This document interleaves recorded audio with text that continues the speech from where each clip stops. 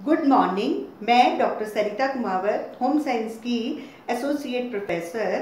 पिछले लेक्चर में मैंने आपको नवजात शिशु, बच्चों के वस्त्र चुनाव, एडोलेसेंट गर्ल्स एंड बॉयज़ के लिए वस्त्र चुनाव, महिलाओं और पुरुषों के लिए वस्त्र चुनाव के बारे में समझाया था। आज का जो टॉपिक है वो है घरेलू वस्त्रों का चयन, यानी selection of house hold linens. मतलब जो पहनने के वस्त्र होते हैं उनके अलावा जो घर में और भी कई सारे वस्त्र होते हैं, हम उनको हाउस होल्ड लिनन्स के अंतर्गत रखते हैं। चादर है, पर्दे हैं, टॉवल, नैपकिन, जो भी चीज़ें हैं, दरी, कालीन, ये सब घरेलू वस्त्र यानी हाउस होल्ड लिनन्स के अंतर्गत आते हैं। तो जब गृहिणी इनको चयन करती है इन कपड़ों का, तो सबसे पहले तो वो ये देखती है कि घर में किस किस उपयोग में आ रहे हैं, कौन से मौसम के लिए वो ले रही है, कौन सा प्रयोजन है, कौन सा उसके पास कितना बजट है, और जिस भी चीज़ के लिए ले रही है उसके अनुसार वो है। तो मतलब अगर टॉवल है तो उसमें एब्जॉर्बेंसी है या नहीं, पानी को सोखता है या नहीं, या फिर पर्दे हैं तो कौन सी तरह के, मतलब उसकी बुनावट अच्छी है या नहीं, तो उस अनुसार और अपने बजट को देखते हुए वो इन चीज़ों को खरीदती है। पहला वस्त्र हम देखते हैं बेडशीट यानी चादर। चादर का कार्य होता है कि पलंग को कवर करना, पलंग पे बिछाते हैं, और पलंग पे गद्दा होता है, तो वो गद्दा या तो पलंग पे हो या जमीन पे हो, मतलब गद्दे को कवर करने के लिए बेडशीट या चादर यूज में आती है, उपयोग में आती है। इसका मतलब ये है कि जो बेडशीट का साइज होना चाहिए वो या तो गद्दे के अनुसार या तो बेड के अनुसार होता है। तो अगर सिंगल बेड है यानी सिंगल गद्दा है तो सिंगल बेड के लिए 108 इंच बाय 36 इंच की चादर हमको लेनी चाहिए, या फिर 108 बाय 40 इंच की भी ले सकते हैं, ज़्यादा उसको दोनों तरफ लटकानी हो या फिर अंदर उसको डालनी हो तो। और डबल बेड के लिए 108 इंच बाय 72 इंच या फिर 90 इंच की भी चादर आती है, वो भी हम उसको ले सकते हैं। लेकिन डबल बेड के बाद में एक किंग साइज भी चादर आती है, बहुत बड़े डबल बेड के लिए, वो होती है 108 इंच बाय 122 इंच की किंग साइज चादर। तो ये तो चादर की साइज हुई या तो बेड के अनुसार या गद्दे के अनुसार। तो गद्दा खराब नहीं हो इसलिए चादर बिछाई जाती है। दूसरा, गद्दा सुंदर लगे, बेड सुंदर लगे, डबल बेड सुंदर लगे और कमरा भी सुंदर लगे, इसलिए चादर को बिछाया जाता है। चादर को साइज के अलावा हम खरीदते समय ये भी ध्यान रखेंगे कि रूम का क्या कलर है, रूम का क्या आकार है। अगर छोटा आकार है तो गहरे कलर की चादर नहीं होगी, हम हल्के कलर की लेंगे। बहुत बड़ा रूम का साइज है तो हम गहरे रंग की चादर भी ले सकते हैं। फिर एज के अनुसार, अगर बहुत बूढ़े हैं तो उसके अनुसार हम चादर का रंग और कपड़ा लेंगे, और अगर बहुत यंग बच्चे हैं, बहुत न्यूली वेड कपल है तो उनके अनुसार लेंगे।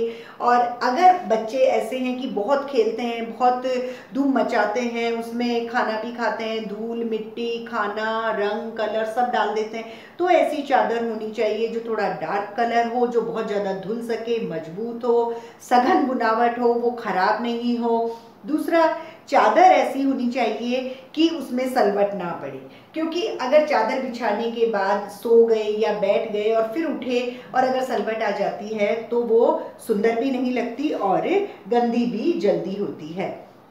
हमेशा चादर की बनावट सघन होनी चाहिए, थोड़ी सी हार्ड, अच्छी, जिससे कि क्योंकि हम जब सो रहे हैं तो वो बार बार में घिसेगी उस जगह से, तो वो जल्दी फटेगी, इसलिए सघन बुनावट की।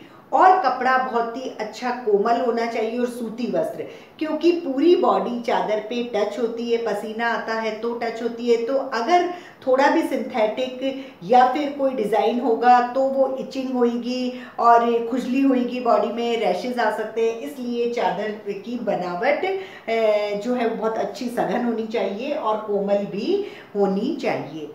फिर चूंकि चादर जो है वो अगर हम 7-8 घंटे उस पर सो रहे हैं तो पसीना और उससे थोड़े से जर्म्स भी पैदा हो जाते हैं, तो इसलिए उसको टाइम टू टाइम धो लेना चाहिए, और ज़्यादा धुलती है इसलिए उसी अनुसार हमको कपड़ा उसका खरीदना चाहिए।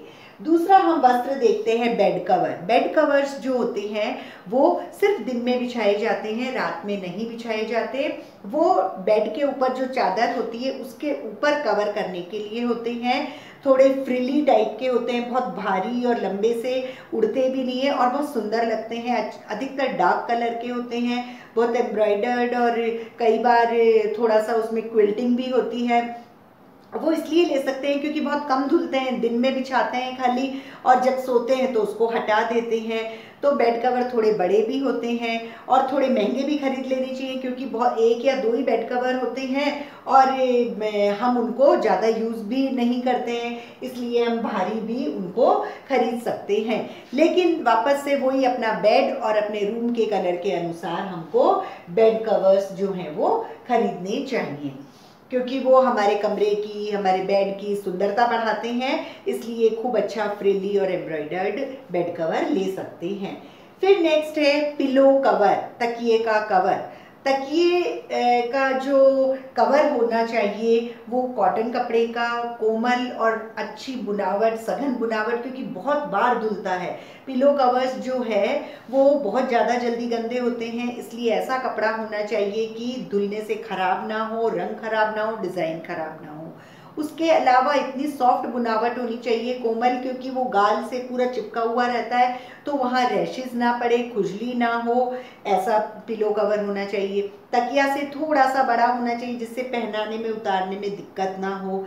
उसके अलावा अगर एम्ब्रॉयडरी है तो सिर्फ एक तरफ होना चाहिए, रात में जब सोएं तो दूसरी तरफ उसको करके और हम सो सकते हैं क्योंकि एम्ब्रॉयडरी की अगर रगड़ लगती है तो आराम से सो भी नहीं सकते हैं और खुजली वगैरह होती है। तकिए का कवर का कलर या तो वाइट अच्छा लगता है और या फिर चादर के मेल खाता हुआ या रूम से मेल खाता हुआ, इस तरह से जो तकिए का कवर है वो हम पसंद कर सकते हैं। उसके बाद में चौथा है टेबल कवर, मेज पोश। मेज पोश जो है नाम से पता चल रहा है कि टेबल को कवर करने के लिए यूज करते हैं। जो टेबल होती है उससे 1-1 फीट ज़्यादा चारों तरफ होना चाहिए। उसके अलावा रूम के अकॉर्डिंग होना चाहिए, रूम की साइज या जिन लोगों के लिए यूज हो रहा है, जो मौसम, जो अवसर है उसके अनुसार हम मेज पोश देख सकते हैं। और मेज पोश की भी बुनावट बहुत सघन, बहुत मजबूत होनी चाहिए क्योंकि बार बार धुलता है वो। और जब मेज पोश हम लगाते हैं टेबल पे तो उसको कलफ करके, प्रेस करके, धो के, खींच करके लगाना चाहिए, सलवट वगैरह उसमें नहीं पड़नी चाहिए। और अगर मेज पोश पे एम्ब्रॉयडरी भी है तो बिल्कुल एक तरफ होनी चाहिए, अगर कोई चीज़ रखें तो वो लुढ़कनी नहीं चाहिए। फिर नेक्स्ट है टेबल नैपकिन्स। टेबल नैपकिन्स जो होते हैं वो टेबल के ऊपर जब खाना खा रहे हैं तो या तो ग्लास में या फिर जो प्लेट होती है उसमें सजा के रखते हैं नैपकिन्स। और जो मैट्स होते हैं, टेबल मैट्स, वो हमारी थाली के नीचे होते हैं। मैट्स नीचे होते हैं, नैपकिन्स जो हैं वो ऊपर फोल्डेड किए हुए रहते हैं। और मैट्स का काम है कि जो हमारी थाली, कटोरी, उसके नीचे जो गंदगी है उसको सहन करना कि भाई उसी को साफ करनी रहेगी। और जो नैपकिन्स का काम है, पहले तो वो फोल्डेड है, फिर जब हम खाना खाते हैं तो उनको हटा के गोदी में बिछा लेते हैं, तो जब खाने के समय कुछ गिर जाता है तो कपड़े खराब नहीं होते। दूसरी बात, जब हम उठते हैं और अगर हमको हाथ धोने नहीं जाना है, क्योंकि ये वेस्टर्न कल्चर है, अपने हाथ तो धोते ही हैं, लेकिन अगर नहीं धोना है तो उससे पोंछ के और उठ सकते हैं। और टेबल नैपकिन्स जो होते हैं वो कॉटन और रेयॉन कपड़े के होने चाहिए जिससे कि वो नमी सोख सके और हाथ अच्छे से हम उससे पहुंच सके। टेबल नैपकिन का जो रंग और डिज़ाइन है वो रूम के अनुसार, टेबल मैट्स के अनुसार और हमारी टेबल की आकृति के अनुसार मेल खाता हुआ होना चाहिए। नेक्स्ट है टॉवल यानी तौलिए। तौलिए जो होते हैं एक तो प्लेन बास्केट वीव के होते हैं जो जिसमें रोए नहीं होते हैं, एक में रोए लगे हुए होते हैं। तो रोए जो होते हैं कुछ में कट वाले रोए होते हैं, कुछ में पूरा लूप होता है, और कुछ में लूप बहुत दूर दूर होते हैं। जो दूर दूर वाले लूप वाले होते हैं वो हाथ पैर पोंछने के या बर्तन पोंछने के काम में लिए जाते हैं। जो बहुत सघन बुनाई के होते हैं वो शरीर पोंछने के लिए और उसके काम में, मतलब शरीर पोंछने के लिए काम में लिए जाते हैं। और उसके अलावा कुछ लोग जो हैं वो टेबल और चेयर पे पीछे की साइड, जिससे कि उनको थोड़ा कंफर्टेबल लगे, तो वहाँ भी बिछाते हैं। टॉवल में जो रोए होने चाहिए, अगर वो शरीर पोंछने और हाथ पोंछने के काम में लिया जा रहा है तो ऐसा रोया होना चाहिए जो सिंथेटिक ना हो, कॉटन बेस हो और वो नमी को अवशोषित कर सके। कई बार बिना ऐंठन के रोए भी होते हैं, वो बहुत अच्छे नमी अवशोषित करते हैं, उनको हमें यूज़ करना चाहिए। उसके अलावा जो लूप बनता है, लूप वाला रोए वाला, अगर ट्विल वीव के बाद में लूप बनाते हैं तो उसका रोया नहीं खिंचता। लेकिन अगर सादी बुनाई या बास्केट वीव करके फिर लूप उठाते हैं तो उसकी जो लूप है वो इजीली खिंच जाती है। और फिर टॉवल जो है वो उसके अनुसार हम खरीद सकते हैं, किसका क्या एज ग्रुप है, बच्चों के लिए है, बड़ों के लिए है, जेंट्स के लिए है या लेडीज़ के लिए है या बूढ़े व्यक्ति के लिए है, तो वैसा हम रंग, डिज़ाइन और साइज वगैरह पसंद कर सकते हैं। नेक्स्ट है पर्दे या कर्टेन। कर्टेन्स जो होते हैं वो रूम और आजकल रूम के बाहर वरांडे वगैरह में भी लगाए जाते हैं, बाथरूम्स में भी लगाए जाते हैं। बाथरूम में एक्रिलिक के या पॉलिएस्टर के होते हैं, वरांडे वगैरह में भी थोड़े सिंथेटिक टाइप के होते हैं। और रूम में जो पर्दे होते हैं एक्चुअल में वो इसलिए होते हैं कि एक तो सुंदरता बढ़ सके, एक प्राइवेसी बढ़ सके, कि अगर पर्दा लगा हुआ है तो प्राइवेसी बढ़ती है। फिर जो पर्दे होते हैं वो उसके ऊपर डिपेंड करते हैं कि किस एज ग्रुप के रूम के लिए है, एडोलेसेंट के लिए है, न्यूलीवेड के लिए है, बूढ़ों के लिए है या कपल के लिए, और वैसा रंग और डिज़ाइन हम यूज़ कर सकते हैं। फिर हम स्पेस के अनुसार कि अगर ड्राइंग रूम है तो हम जालीदार, बहुत चुन्नट वाले और फ्रिल वाले डिज़ाइन हम पसंद कर सकते हैं। फिर अगर बेडरूम है तो उसमें दोहरे पर्दे होंगे, दिन में आप नेट वाले पर्दे लगा सकते हो, प्लीट्स वाले, और रात में डार्क पर्दे, तो दोहरे पर्दे यूज़ कर सकते हैं। तो पर्दों का रंग, डिज़ाइन वगैरह मौसम और इन सब के ऊपर निर्भर करता है।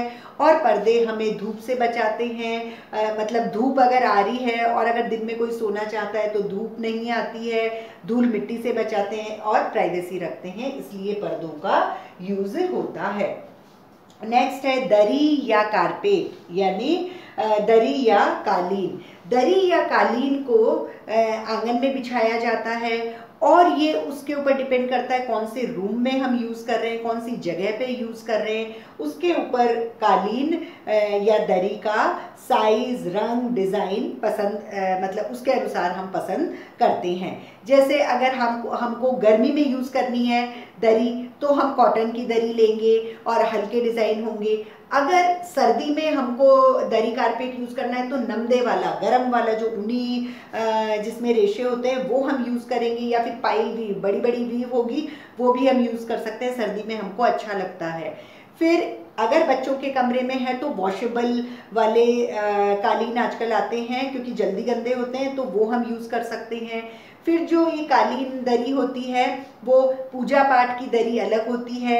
फिर बेडरूम में बेड के पास में आजकल रनर टाइप की कालीन होती है।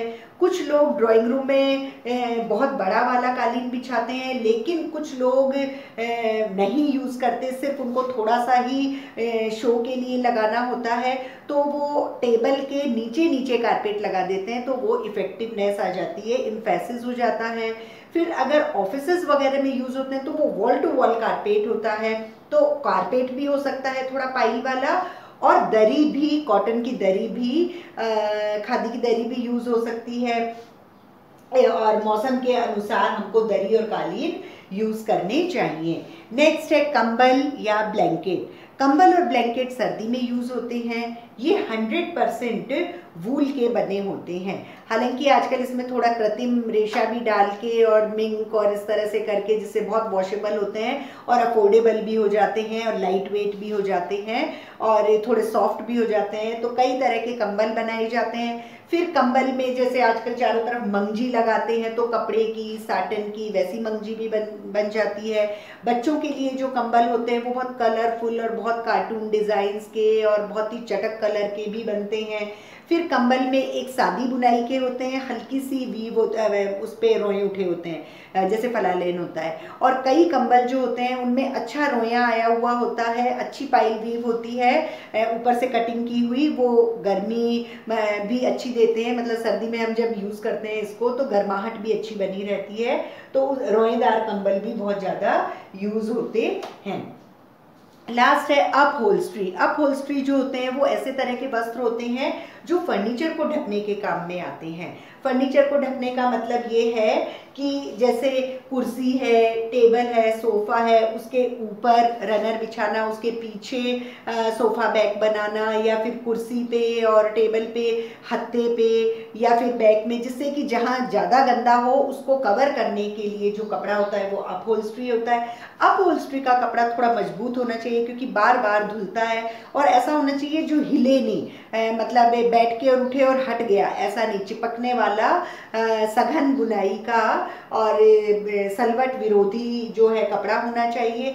अपहोल्स्ट्री का कपड़ा भी उसके ऊपर डिपेंड कर सकता है आपके रूम का कलर, या किन लोगों के लिए, किस परिवार के लिए, कैसे घर है, क्या अपन का इकोनॉमिक स्टेटस है, उसके अनुसार हम अपहोल्स्ट्री यूज़ करते हैं। तो इस तरह से आज हमने अभी पढ़ा हाउस होल्ड लिनन्स के सिलेक्शन के बारे में, यानी घरेलू वस्त्रों का चयन, उसमें चादर कैसी होनी चाहिए, बेड कवर्स कैसे होने चाहिए, फिर तकिए का कवर और मेजपोश का कपड़ा और कलर डिज़ाइन कैसा होना चाहिए, टेबल नैपकिन्स, टेबल मैट्स के बारे में देखा, फिर टॉवल्स, पर्दे, दरी और कालीन, कंबल और अपहोल्स्ट्री का चयन कैसे करते हैं उसके बारे में है। और इस तरह से जो 8th चैप्टर है वस्त्र का चुनाव, सिलेक्शन ऑफ फैब्रिक्स, ये कंप्लीट होता है और इसके बाद में नेक्स्ट चैप्टर शुरू करेंगे। Thank you.